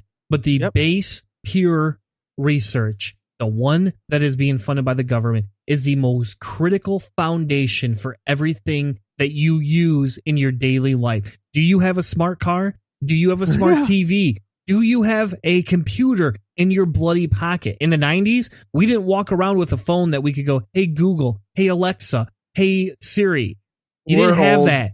You had to go you had to go to the library. You went to the library. Now, in fairness, I didn't go to the library because I always had good internet and I could find what I wanted online. But, most people did not have that. I remember the Dewey Decimal System songs. Exactly. So do I. Yes. You remember that? Yeah. Yes. Like the Dewey Decimal System songs. Like, I guarantee you, if you went to a middle schooler today and you're like, "Okay, we need to use the Dewey Decimal System to find this book," and they're like, "What the are you talking about? There is no way I'm going to the library." I mean, the internet has all of those things. Yeah. Think about it this way. When we were kids, we didn't do research to see if Santa existed. We had to figure out how to discover that, right? My kid did research to see if Santa existed. Dude. They pulled their iPad out and figured it out. They didn't go to the library and look up Dewey Decimal System. That's is the Santa quickest real? Thing ever. You know, That's like, well, there's no answer in the Dewey Decimal System for that because nobody wrote a book about it because nobody wanted to ruin a child's illusion, except for some asshole on the internet that's like, I can do this now, and then people find it. And it's Cartman. That's a giant Cartman. Screw you guys. I'm gonna go home. Exactly. That's basically what it is. So we need a new financial model for this, right? You know, I mean, we've talked a lot about the federal funding, and there's two things. Well, there's two things that we need to change, and then there's one thing I want to leave everybody specifically with, right? Think about it this way.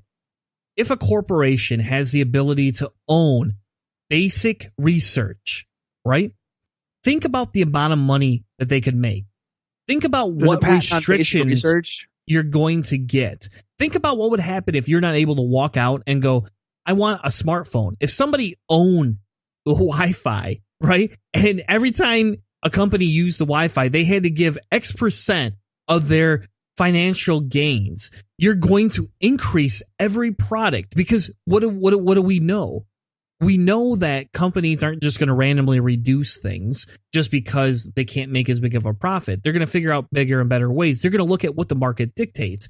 So if every market dictated that you owed a percentage of your profitability to whoever owned the basic research patents for X amount of years, you would stifle technology growth. Now, I actually don't disagree that we should stifle technology growth a little bit, but that's not the point of this conversation. The point of this conversation is to understand, where does basic research come from? And do we want it owned by corporations, or do we want it in the public sphere? We could talk all day long. Think about it this way. If you had to make $300K a year to have Wi-Fi in your house, do you understand what would happen if that was the case?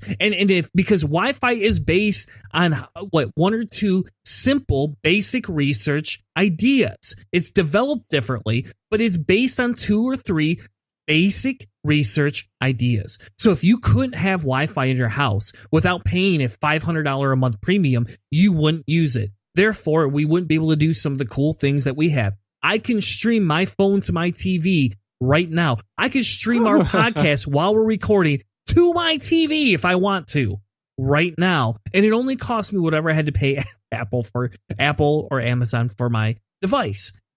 The idea here, folks, is that we don't want to get to the point where we stop funding basic research, because it'll do one of two things. It'll push corporations to be able to get back into the game of owning basic research and not giving it away for free. Or if we have an economic downturn, which could happen under, cheeseburger guy, it may not, but it could happen. If we have another economic downturn, then not only will corporations not be funding it, the government won't be funding it because we told them to not, and now our advancement stops. So instead of you going out and being able to get a new Google phone every 2 years or get a new Samsung phone, it's going to be every 7 years.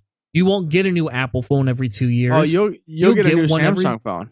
You'll get that Korean phone, that Korean phone, and the Korean economy and the Korean technological development, which is way more funded than what ours is, because they have a way more corporate state than we do. But either way, yeah.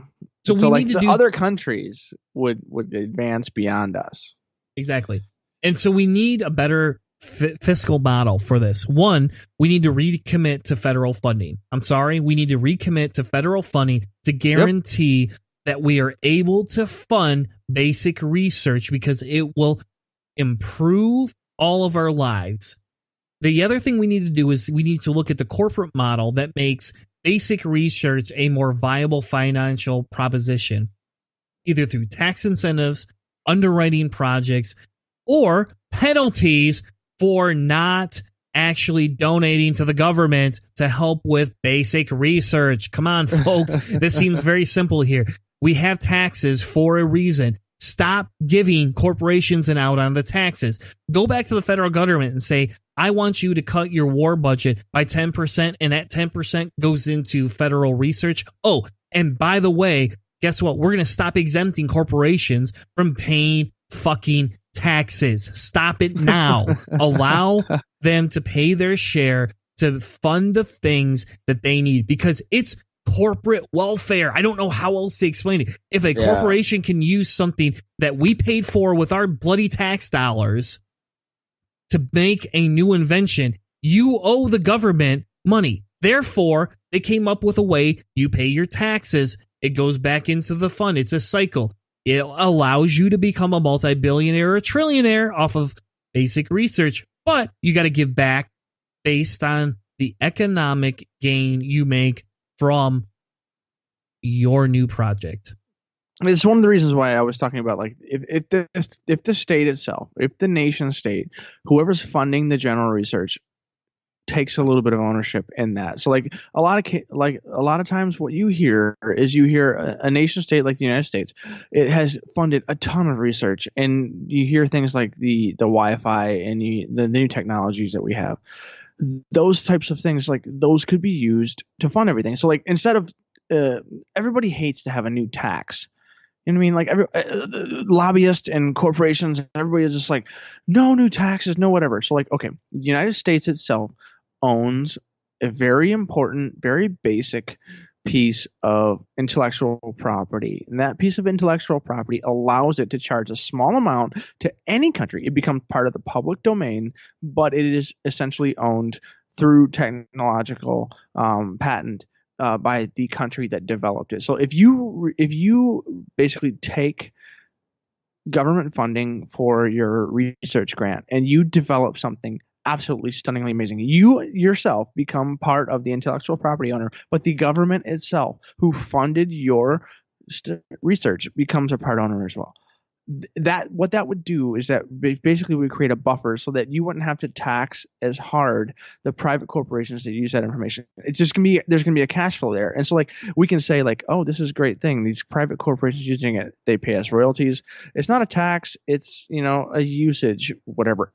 It's going to be one of those things that like Democrats and progressives are going to be like, we love this. We love the idea of the government owning intellectual property and using that as an income source. And Republicans and conservatives are going to be like, that's fine. We like the idea of corporations growing and being, intellectually free, but they have to pay a small royalty to the people who developed that product. I think that's what I'm thinking about as far as like this could be a middle ground area where if the corporation and the nation state could kind of meet somewhere in the middle to where the nation state could supplement its tax basis from the investment that it had to have some kind of return on its investment. That's what we really want to need, because we have to have something come back. And that's the whole idea there, is that like everything when it comes to, the recommitment of federal funding for this and, a new corporate model for funding basic research, those are both great.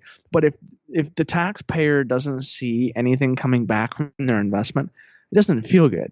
But if they see like the United States created the newest Higgs boson model, let's say we created that, and then it was proven and we owned it, and then the U.S. taxpayer would say, we make money on any time any technological advance uses that could be something that we could be happy about. And like I could see both sides maybe getting behind that, where we could skip over some of this stuff where we fight all the time about. Like that's the idea of like trying to find the middle ground with taxes and stuff. So like I would love to see that. I don't know if it'll ever happen. I don't think we'll ever get that advanced and that clear. But like the idea of funding the basic science is a necessity, and whoever does it is going to win. Like they're going to win everything. Whoever develops the newest thing is going to win all of the things.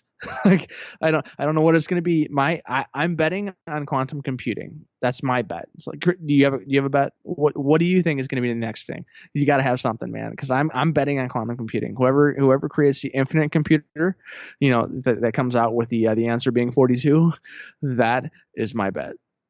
Yeah, I would almost go with well, I don't know. It's a toss-up between like a massive storage device, right? Being able to store data at insane like terabytes in your pocket or something. Yeah, an insane amount of levels. There's that. Or we could look at nanotechnology that helps influence and prolong life by either eradicating diseases or reducing the amount of natural resources an individual consumes. So those are my two toss-ups. Probably closer to the second one, if that could ever exist. So than life the first. extension kind of stuff, or like you're basically creating nanomachines to help create humans to live longer and be less wasteful. Yes, but Cool. not as much just as a life extension as in, hey, I want to be 90 to 100 or 200 years old. It's the ability to understand and help reduce this lower life rate expectancy that we have, especially in third world countries, as well as reducing the taxation of this earth, because this earth has a expiration date at some point. Yeah. It'll happen. We could argue which it is through global warming or any of these other things. So if we can slow that down, stop that, that will be, in my opinion, that would be the first, the top runner to everything. And quantum computing probably comes into that in some extent, right? So basically for the future listeners, 50, 25, 50 years in the future that are like, hey, the Cellar Door Skeptics podcast, they're pretty cool. It was really awesome that Chris Hanna was so right and Chris Tanner was so wrong. Yeah, nobody will ever say that.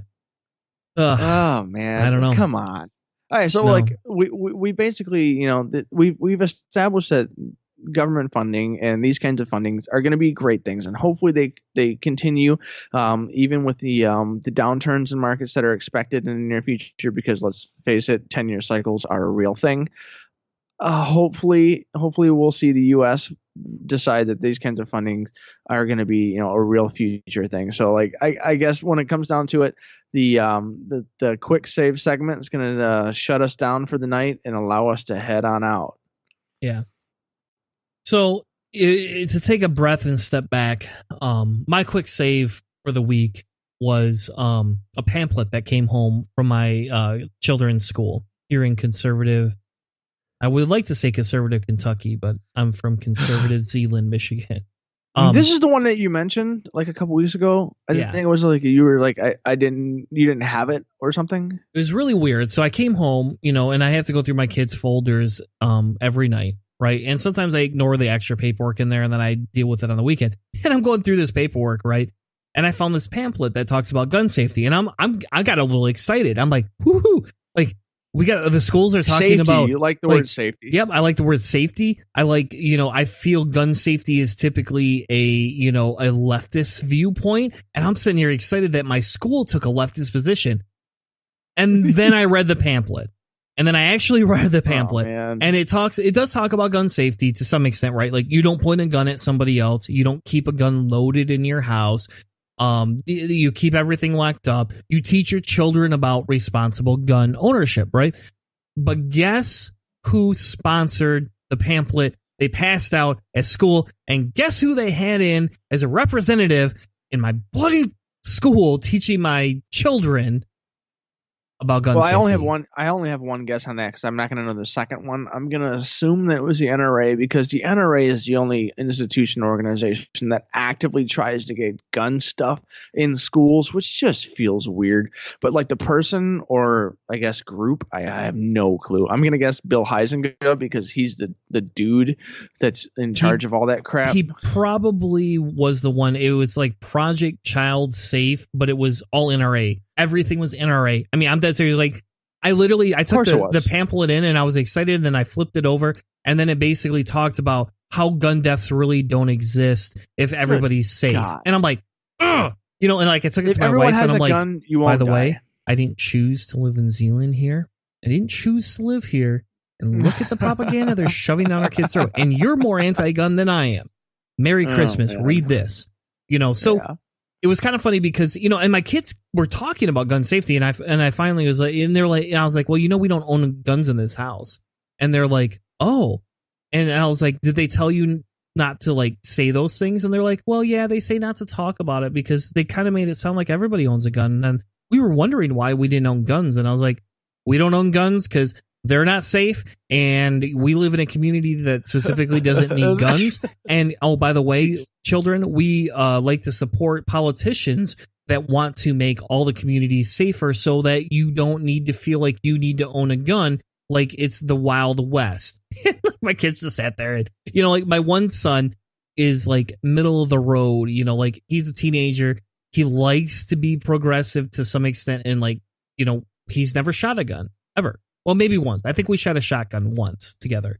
And I've shot guns. In fairness, I've shot guns before. Yeah, you said and that I've been you were hunting going before. like hunting. Yeah, you went hunting this year or something, right? I was going to. I didn't actually do it. Oh, you I didn't? don't want to deal with the deer. I was gonna say like that was like a weird switch because I didn't go hunting this year, but you did. That's like total. I was gonna go and then I didn't. That's the Twilight Zone thing there. I got high. Anyway, just kidding. I didn't get high and not go hunting. But you want to get high? Exactly. No. But the kids, like it was just kind of it was nice that it opened the conversation door. But it was the pamphlet was very, hey, let's be safe, but which is the NRA's directive. And my biggest problem with this is why I consider this my quick save is not the fact that it's the NRA, like coming in and talking about gun safety, even though they had a lot of good points. It's the fact that we have a for-profit organization walking into my kid's school to talk about why you should safely own guns. I would rather have a very neutral stance, which even give both sides of it and allow the kids to decide. Go home to your parents, because I know most of them are going to go home, and most of the parents are going to be like, "Oh no, we support this." I mean, we bought Trump, Zealand. We bought and paid for Trump. I don't know, but well, it's conservative Zealand. I mean, you're a rural area. Like, there's going to be guns and hunting and all that kind of stuff. Yep. Like, space is just when you have the space to shoot. Kind of. We don't have it in the middle of Zealand, and most of Zealand does not have the space to shoot. That's a small minority in Zealand, but the idea is so prominent here, right? And I don't want to crap all over hunters, and I don't want to say, I do want to say we should take all guns away, but I don't at some extent say we should take all guns away, But it's just the fact that the NRA was specifically in my school. I know where the NRA lobbying goes. I understand how much they fund different ultra-conservative Republicans. I understand how they change the narrative on school shootings, and yet we're using their pamphlets in school. So shame on America if we don't have another organization that can talk about gun safety. I'm going to guess that that's not the case, that it's just somebody said this is a good policy, we should institute NRA pamphlets in Zealand. That's kind of a bummer. Just in general, my initial thought just on the fact that NRA is giving out pamphlets at schools, I don't know. It just seems like one of those things that, like, why is that something? Why are pamphlets happening at schools? I can understand pamphlets happening in your neighborhood, around your house, adults, people making decisions, but like, I don't think it's a good idea for political things and social things to be distributed to schools. I think this is a really simple thing. Like, let children learn, let them find their way. But why do you really need, like, the whole idea of, like, the church, like, get the children while they're young, get them while they're young, because like obviously it's easier when they haven't developed any kind of, like, I guess, resistive thoughts. Like, I don't know. I'm a gun supporter. I'm not anywhere near like what some of these crazy people do. I am a hunter. I enjoy a little bit of rifle hunting, but nowhere near like the large magazine hunting kind of thing, or just sport shooting. But like, it just seems weird the NRA would be doing that in small schools and with children's. Like, it just seems weird. So, anyways, that's just my thought. My quick save is something way more inclusive and happy and fun and cheesy. Is the public domain for this year is it's getting a huge influx, and so like public domain, if you're not familiar with it, like every year a certain amount of work is supposed to be attributed and given to the public domain where there are no copyright infringements. So like, you may wonder why when you go to the library or the bookstore that there's like copies of, let's say, Mary Shelley's Frankenstein available for $4. How can someone make any money for $4 on a book? It's because all of the information inside the pages is part of public domain. So essentially you have the cost to print the book and then to send it wherever, and then whatever money you can make on it, you can make on it. And the idea that public domain, after a certain period of time, for art and for knowledge and all those kinds of things, it's a really great idea. And there's been a series of things that have stopped and backlogged and affected that idea over time. But this year we've seen the first massive unleashing of the public domain information, and we're going to be seeing something like every year now, no restrictions, and I think it was something along the lines of 12,000 works that are available. This is art, and so you're looking at images and books, but there are tons and tons of books that are going to be available. I included a link, motherboardvice.com, but like we're looking at stuff from like Edgar Rice Burroughs, Agatha Christie, Winston Churchill, Aldous Huxley, Bertrand, and Dora Russell, which that is definitely of interest to me, and I would probably be downloading any kind of a PDF. And if they have an audio book, I would assume that probably has a newer copyright on it. But like P.G. Wodehouse, Virginia Woolf, there's some really great stuff that is now part of public domain. You can just go online and just download the ebook, download the digitized version, and read it. Or you can probably get it from your local bookstore for a couple of bucks, as opposed to $14, $16, $18. Who is marking up those trademarks. And this is the great thing, because one of the best parts about information is that over time, once it becomes part of the public domain, you have such a great source that you can get to. And we've been seeing things like what Disney has done, blocking new information, new stories and stuff coming out. And this is just a great thing that they're finally allowing a lot of publications, a lot of books to become free to the people that don't have a whole lot of money, that can check out some really great stuff. And I'm hoping everybody checks out some of the news stories in the public domain. Yeah, it's just kind of like basic research. We now have public domain. Yeah. I mean, just the best stories of the best authors in history, and they're free-ish now. Like, I can't think of a greater thing for people to learn and just kind of, work their way through. It's like to use the internet for its initial intended purpose, to disseminate information cheaply and freely across the entire planet. Like, that's just a great thing. Exactly. And I agree wholeheartedly with putting things in the public domain, and I'll have to check them out. I'll have to see what new ones will give me some ability to some new books to read, over the course of the next year. I'm excited. I like public domain stuff. My wife discovered audiobooks the other day, and she was like downloading these ones, and I'm like, yeah, you just used all my credits up. He was like, that's 3 months of credits. Yeah, I know, I gotta go get another account. I'm like, you consumed 3 books in under 2 weeks. I was like, there's a way you can get these books for free from your public library, right? And she's like, oh, really? I was like, yeah. So let's work on doing that instead of giving Amazon $15 every time, I love my library. The local Kenwood libraries, they use Overdrive, and there's another cloud app they use. Dude, I listen to books on there all the time. It's so great. Exactly. And I agree with you. So go check out the public domain, see what new books are becoming available, because I think, the more information we share with people and make available at low cost to no cost, the more intelligent our populace will be, and hopefully the more intelligent genes will pass on through reproduction. Man. So, I don't know. Hopefully. Thank you all that's wishful thinking. Yeah, it is. Thank you all for joining us tonight on Cellar Door Skeptics. We had a great time. A little passionate tonight. A little bit of vocal, long-winded words. You know how it is. It's a good episode. Thank you all for joining us on Cellar Door Skeptics. We'll be back next week with another amazing episode. You can support us by liking, commenting on the show, sharing our show, giving us a rating on iTunes, on Spreaker, on Google Play, or anywhere else you can catch our podcast at weekly. You can donate through our Patreon if you want to help support paying the costs to keep the show up and running. Thank you all so much. We'll be back next week with another amazing episode.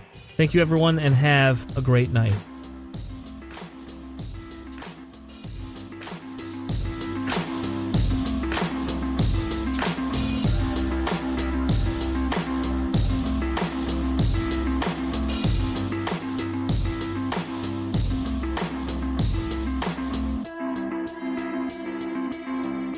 You've been listening to a presentation of Cellar Door Skeptics. Check us out on Spreaker. CellarDoorSkeptics.com.